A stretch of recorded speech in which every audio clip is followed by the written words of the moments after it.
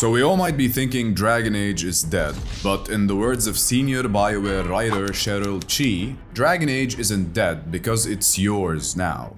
And I quite like that sentiment. In fact, I sort of already live by it. When I posted my comprehensive Veilguard review months ago, I briefly mentioned that I'd been running a Dragon Age Dungeons & Dragons campaign taking place during the events of DA Origins in the Fifth Blight. And I got a lot of comments asking me to share a little bit more about how I was doing that from people interested in bringing Dragon Age to their own D&D games. I've been running this campaign on and off for nearly 6 years, and in that time I've managed to adapt a lot of what made Dragon Age unique, making it accessible within D&D 5e's system. And let me get ahead of things before I get the inevitable comment saying, why don't you just use the official Dragon Age tabletop RPG, stop homebrewing everything into D&D 5e, herder. My group and I were much more comfortable with D&D, we were used to it, it was convenient, and the Dragon Age system was limiting and underwhelming by comparison. If you like it, power to you, but it just wasn't right for us. But anyways, without further ado, here are the basics of what you need to run a D&D 5e campaign set in Thedas. From mechanics and technicalities all the way to style, starting with character creation.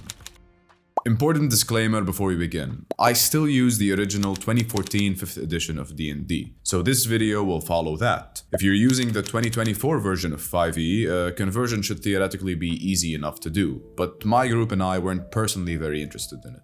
Anyways, character creation. The first thing you need to take into consideration in Dragon Age is that there are very few races. Forget the dozens we get in D&D. In DA, we essentially only have 4: humans, elves, dwarves, and Qunari. For dwarves, start out with the base 5e dwarf. Amongst their many features, 5e dwarves get dwarven combat training, which gives them proficiency with some weapons, and a tool proficiency. For Dragon Age, we're going to make it so that our players choose one of the two. This is to reflect the dwarven caste system, in which most dwarves are assigned into a specific function and class based on their parenthood. If you're a warrior caste, for instance, you'd have dwarven combat training. If you're of the smith, artisan, or mining castes, you could get the tool proficiency to reflect that occupation. While this caste system only applies to Orzammar dwarves and not surface dwarves, the same logic can apply to surface dwarves too, in the sense that not every surfacer dwarf is going to know how to swing a weapon, for instance, so that dwarven combat training is negligible. Now, we've taken something from the dwarf base race, but we're going to give them some things instead.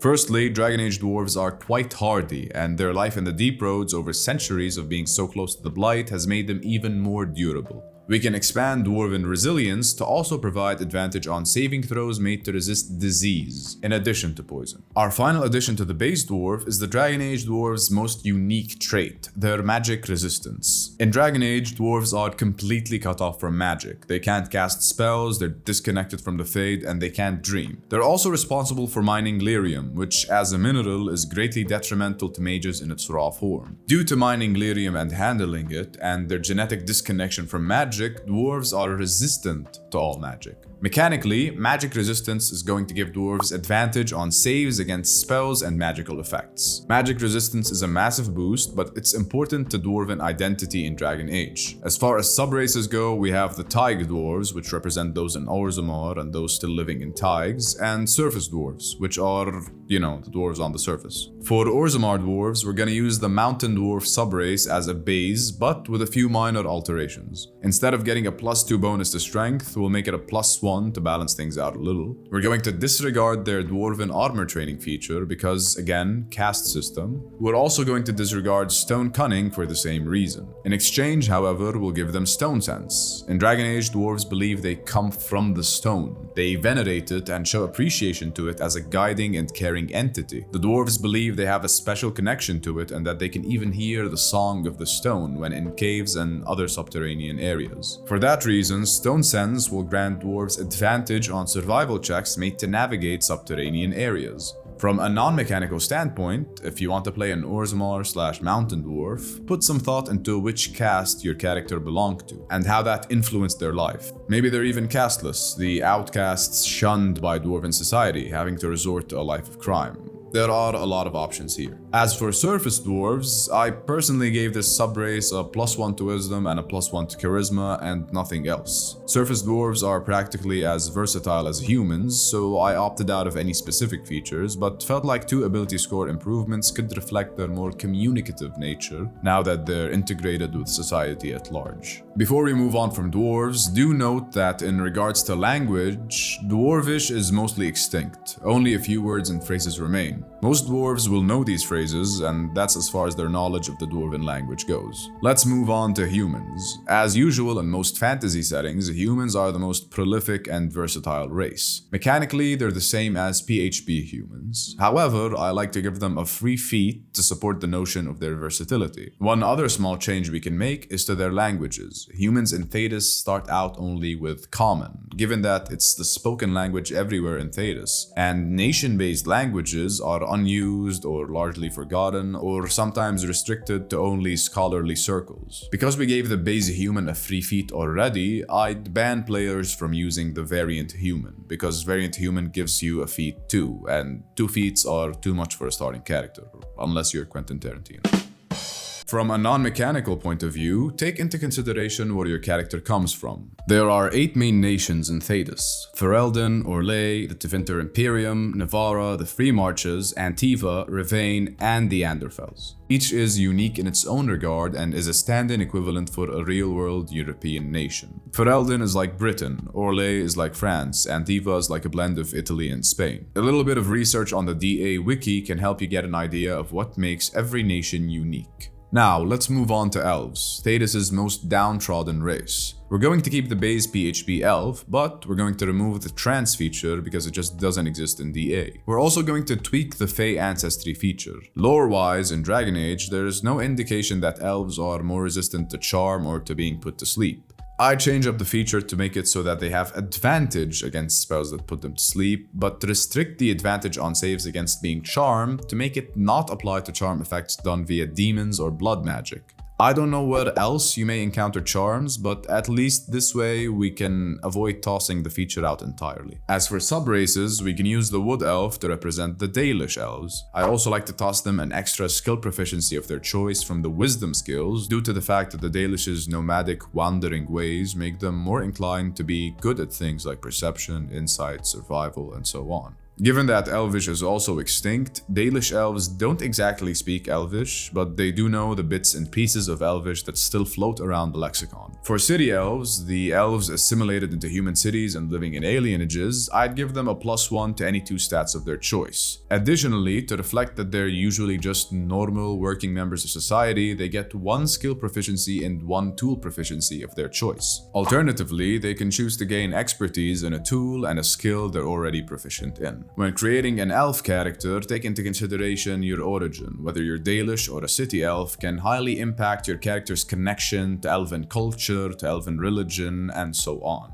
For Qunari, the horned giants from the north, we're going to go with a fully custom race that borrows from other similar D&D races. For bonuses, we're going to give them a +2 to strength because of their usually formidable builds, and a +2 to any other stat of their choosing to represent their single-minded focus in one area of life. Qunari skin is also known to be resistant to poison, so we're going to give them Qunari toughness, which is advantage on saving throws against poison and resistance to poison damage. We also give them frightful appearance, which is proficiency in the intimidation skill, because let's face it, most Thedosians are afraid of these Giga Chads. We also toss in the powerful build feature, counting them as 1 size larger when determining carrying capacity and the weight they can push, drag, or lift. To further emphasize their single-minded dedication to a certain craft or occupation, we're gonna give them Mastery, which allows them to gain expertise in a skill or tool they're proficient in. And finally, since they have horns, we're gonna let them use them as natural melee weapons to make unarmed strikes that deal 1d6 plus strength piercing damage. This may seem like a lot, but it's just that the Qunari are some genetically superior mofos. If you want to dial it down a little, you can get rid of the powerful build and or frightful appearance features. Also, Qunari speak both Common and Kunlat. Take into consideration that with all of these races, their lifespan is very similar,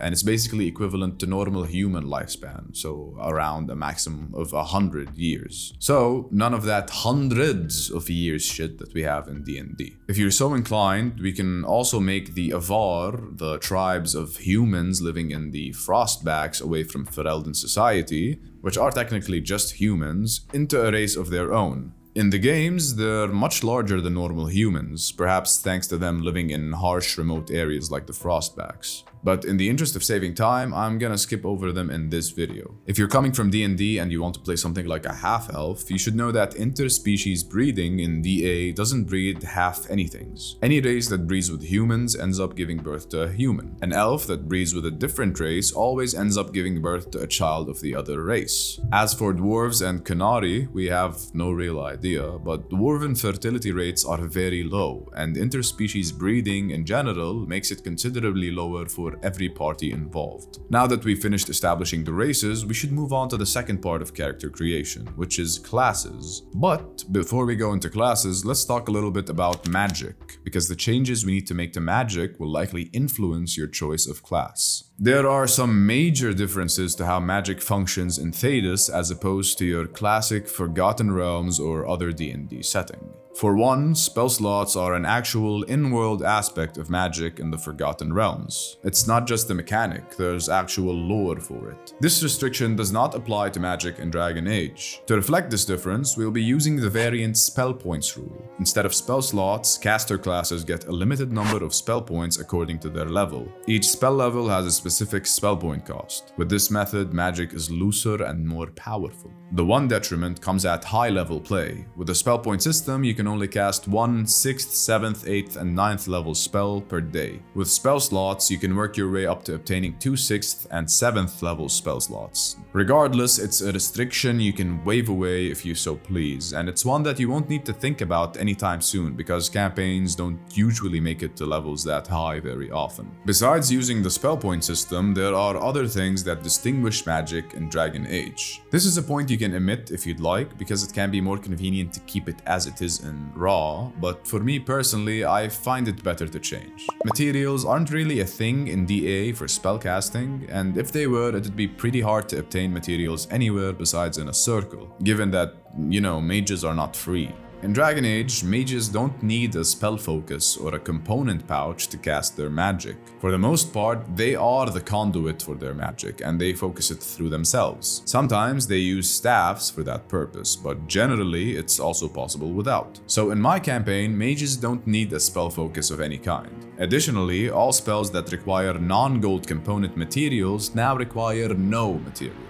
So yeah, no material components unless the spell specifies a gold cost. In that case, the material is always lyrium dust worth an equivalent amount of gold. The whole lyrium dust thing is not necessarily canon to Dragon Age, but it did feel like the most appropriate way to translate this element of Dragon Age's magic to D&D. And this way, you don't fuck with the balance of D&D magic too much. So yes, lyrium dust, and that's basically what mages use to enhance their magic or to cast certain spells, and you can find lyrium dust usually at a circle. An important note to take into consideration here, we did say that if there is no gold cost, mages do not use materials. However, in D&D, the use of components, or the utilization of a spell focus in the casting of a spell, is usually one of the visual indicators that someone is casting a spell. This is an important aspect of spellcasting because it means that you can't be very sneaky with your magic if there's a material to the spell, because people can see you fiddling with random bullshit. To present an equivalent in Dragon Age that bypasses the need for actual fiddling with components, we'll just say that the caster glows. This way, people nearby still realize it's a spell, they still have that visual cue and indication. And thus, counterspell is an option, and magic can't be overly discreet. This way, we can keep the basics of spellcasting on the same level of functionality and balance as classic D&D. That's it for the core basics of magic and spellcasting in Dragon Age, but we do need to talk about the restrictions that Dragon Age has on spells. In Thedas, teleportation magic does not exist. Flight magic does not exist. Magic that brings back the dead does not exist. Planar travel does not exist, because the only planes are basically the Fade and the waking world. kind of, if you discount Alluvians, but that's a whole other can of worms. For that reason, you're going to have to remove a lot of the normal D&D spells. I don't want this video getting too long, so I'll just give some quick examples. Revivify and all other resurrection magic is out. Long-range teleportation, like the Dimension Door or Gate spells, is out. You can keep Misty Step and others like it, but reflavor them as super speed. Other forms of fast travel, like Wind Walk, are out. All spells that involve planar travel, like Plane Shift, are out. This also includes spells related to demiplanes and extra-dimensional spaces, because they also basically don't exist. So, spells like Mordenkainen's Magnificent Mansion, Maze, Demiplane, and so on are all out. And this is just a short list. So many D&D spells do not fit in with a Dragon Age setting. In another video, I can maybe share all of the spells I've removed and why. But for now, if you want a quick way to go about it, ask your players to inform you before picking a certain spell. You can then analyze and gauge if it works or doesn't for the setting. Use the Dragon Age Wiki. It's a treasure trove of knowledge that I practically have memorized at this point. Always revert to it when you have questions, whether it be about magic or about anything else about the setting. It shall be your greatest ally. The last major aspect of magic I want to touch on in this video is blood magic. The infamous, evil, dark, forbidden magic of Thedas, the magic that allows you to take over others' minds and bend them to your will, amongst other things. In Thedas, all forms of mind control are blood magic. In D&D, they're just enchantment spells. Ideally, you should make most enchantment spells exclusive only to blood mages. Things like Suggestion, Dominate Person, Detect Thoughts, Modify Memory, mindfucky things like that usually count as blood magic. Some of the more mild enchantment spells you could maybe keep for regular mages. They could be part of Dragon Age's School of Entropy, a branch of magic that has to do with debilitating, debuffing, hexing, and controlling others in a minor degree. Entropy is not forbidden and is nowhere near as bad as blood magic, but it's still regarded warily. It can be an easy out for you to use if you don't want to restrict too many enchantment spells to blood mages. Now, you might be wondering, how do I even play a blood mage? There are no D&D classes or subclasses for it. Well, yes, you're right. In my campaign, I made blood magic into a feat, with a whole system that allows you to expend HP in exchange for casting blood magic spells. It's a whole thing, and if this video finds the right audience, I'll talk about it more in depth in a future video. Now that we've said what we needed to say about magic, we can actually start talking about classes. In every Dragon Age game, we can play as one of three classes: warrior, rogue, or mage. There are also a multitude of subclasses that have changed up over the games. It's easy to adapt most of this because the concept of a class isn't very restrictive. In essence, in Dragon Age, you're either a martial or a spellcaster. Martials in D&D are classes like the fighter, barbarian, rogue, monk, and to some degree the ranger. A Dragon Age warrior or rogue can be any one of these. As for spellcasters, the best way to approximate them to D&D is to kind of remove the distinguishing factor of each spellcaster D&D class. So, for example, in D&D, a cleric is a caster whose magic comes from the gods, it's divine. There is no such thing in Dragon Age. However, if one of your players wants to play a cleric, that's completely fine. In Dragon Age terms, it's still just a mage, but it's one who's specialized in more specific schools like the School of Creation, which make up a lot of the spells on the cleric's spell list. Wizards could just be more studious circle mage types. Sorcerers are mages with innate potential that possibly didn't practice as much as wizards to tame it. Druids can be avar or chastened shamans, or hedge mages and seers who possess shapeshifting magic that is forbidden in the circle. Warlocks can maintain their flavor, where instead of making a pact with the D&D patrons, the patron could be a spirit or a demon. Or you can just make them normal mages who are yet again specialized in a different field. Flavor is free, and flavor will allow you to explain away all manner of spellcasting classes, as long as that flavor fits in with the style of Thedas. Things get a bit more complicated with Gish subclasses, classes that combine both martial prowess and spellcasting. In Thedas, mages who can fight on the front lines and have martial capabilities are usually one of two things: Knight Enchanters, which are circle-trained war mages who have a knack for physical combat and utilize their magic to aid it, or Arcane Warriors, the ancient custom of the elves which allowed them to bound themselves to a spirit in order to be both casters and frontline warriors. The D&D wizard's blade Singer subclass is an example of that,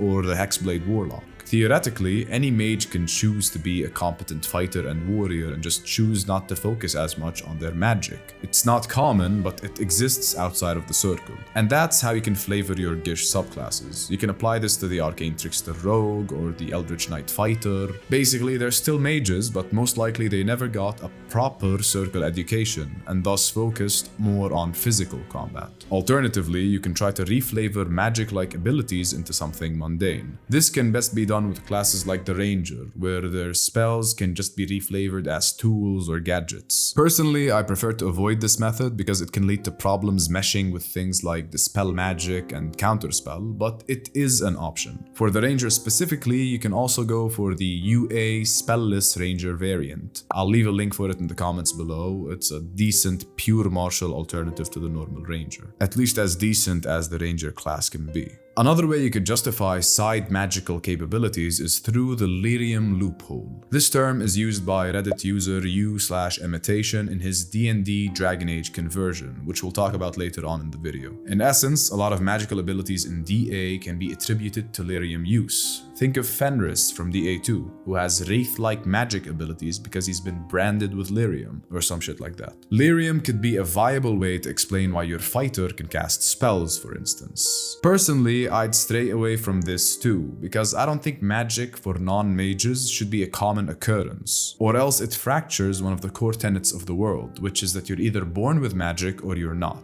It brings in too many lore inconsistencies and questions, and I'm kind of a stickler for the lore, but it is an option. While I've said you could reflavor Gish classes or subclasses to make them make sense in Dragon Age, I think the Paladin class is the one class that just does not fit, which is why I've completely banned it. It's too much the best of both worlds. Healing, divine senses, smites, and outright spells, in addition to full martial capabilities such as heavy armor usage and extra attack. You could finagle it into making sense lore-wise the same way you do with other Gish subclasses, but it'll always be a bit too much. In Dragon Age Origins, the Arcane Warrior subclass does eventually let you wield big-ass weapons and wear full-on heavy armor, but that aspect of the subclass seems to be more ludonarrative dissonance, as in strictly a gameplay thing that doesn't really translate into the narrative lore side of things. Dragon Age Inquisition's Knight Enchanter subclass is more in line with how this would function in the lore. A mage that can fight on the front lines and summon magical blades and whatnot,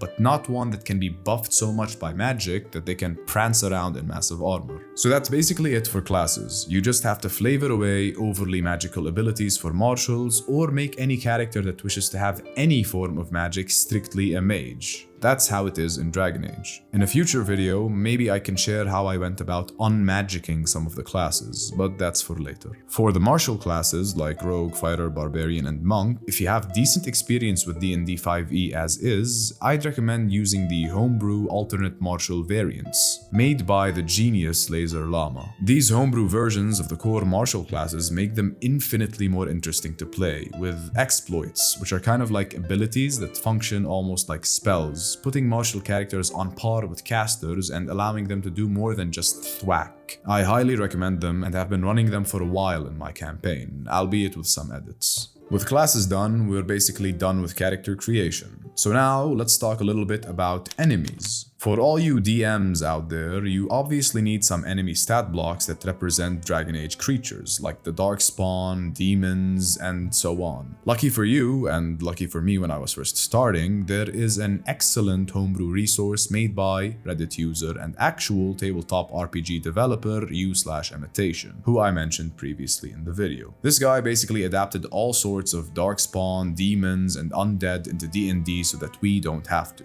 These are the stat blocks that I used in the beginning of my campaign, and expanded and updated as I went along. They're a great starting point to get you accustomed to the setting, and there's a ton of variety here.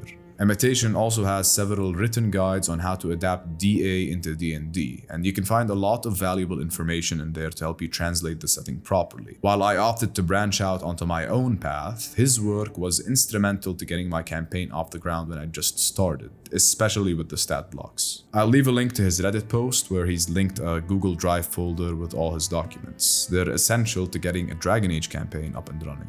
The world. Obviously, you can't run a Dragon Age campaign without knowing all about Thedas and its various nations. To do that, consider reading through the World of Thedas lore books. It's 2 volumes packed with history, religion, magic, information about each nation, maps, NPCs, and so much more. It's a very enjoyable read if you're into Dragon Age. Alternatively, and as supplementary reading, as I mentioned before, consult the Dragon Age Wiki. The people maintaining it are doing the Lord's work and have really done an amazing job at covering practically everything from the games, comics, and books, inconsistencies and plot holes included. Not a single session passes without me having the Dragon Age Wiki open for quick reference. To run a proper D&D campaign, you usually also need a map. There are a ton of great fan-made maps online that depict Thedas with all the areas we've learned about over the course of the games. However, the one I always use is this interactive map by bendingwind, which I'll be linking below. It covers mostly all areas, it's clean and it's full of features. You can toggle on borders, the deep roads, and the Imperial Highway. And most importantly for D&D, you can also apply distance grids. Distance grids space out your map into portions that would allow you to track a party's travel, having a definite idea of how long it would take from Redcliffe to High Ever, for example. The map's creator provides several options for distance grids based on different notions that estimate Thedas' size. I'd go for the hexagonal grid option 2, which takes into consideration that BioWare developers stated Ferelden should be roughly the size of England, then makes it slightly bigger just for more common sense. This is the one I use. Some areas in the Dragon Age Wiki's pages for each nation can't be found on the map, because some areas in these nations are mentioned in the lore or in codex entries, but never really pinpointed specifically. Feel free to assign them as you please. Now that you have the map in front of you, let's talk a little bit about how Thedas is from a style and lore point of view. Dragon Age's genre and standing as a fantasy franchise has evolved over the course of the games. Personally, I run my campaign with the themes and tones of Dragon Age Origins, which was much more mature and dark fantasy. It's just what I prefer. If you prefer the slightly lighter tone of Inquisition, you can go with that. But regardless, there are things you need to take into consideration. Thedas, and particularly Ferelden, is more of a medieval setting than your traditional D&D game. There's a lot of separation between races, there's a lot of illiteracy and a lack of education, and there's a big aversion to magic. In normal D&D games, we cast magic willy-nilly. That is not the case here. If you're coming from a Forgotten Realms background, it can take a while for you to get accustomed to the fact that magic is usually meant to be kept secret. And for the most part, even if you're a Grey Warden mage or sanctioned circle mage, people are still going to look upon you with fear. And for most people, seeing you cast a spell will be their first encounter with magic ever, which would terrify them. In essence, Thedas is a darker, grittier, and most importantly, a more grounded world. Disease is rampant, misinformation is rampant, racism is rampant, magic is powerful, but it's limited in utility. Travel is difficult, there's no teleporting around or speeding up your journey because that magic just doesn't exist. In my campaign, for example, I've also banned spells that create food or water. Because magic is limited, except for Interventor, of course, magic items are also not as common. Sure, you have plenty of ruined elemental weapons, but items that allow you to fly or do some other crazy shit is not common at all. Because no one is out crafting magic items for normal use since everyone fears magic. And since you're either born with magic or you're not, that makes specific magic items that allow you to cast spells practically exclusive to only mages. All of these things make for a grittier, more grounded experience, as opposed to the traditional high fantasy freedom of a regular Forgotten Realms-esque setting. Political intrigue is also a big part of the identity of Dragon Age. Nations and organizations seeking growth or an upper hand through nefarious means, or through plotting behind the scenes. Think of Loghain and the whole Landsmeet plotline in Dragon Age Origins. Think of the Winter Palace in Dragon Age Inquisition. That's also something you might want to include in your games. With all that said, Dragon Age is yours to do with what you please, and to take in any direction you like. Personally, I started my campaign before the events of the first game and leading into the Fifth Blight, so that my players can be the ones to influence the world for years to come. My players are basically the equivalents of our player character protagonists in the games. But you can start anytime and anywhere.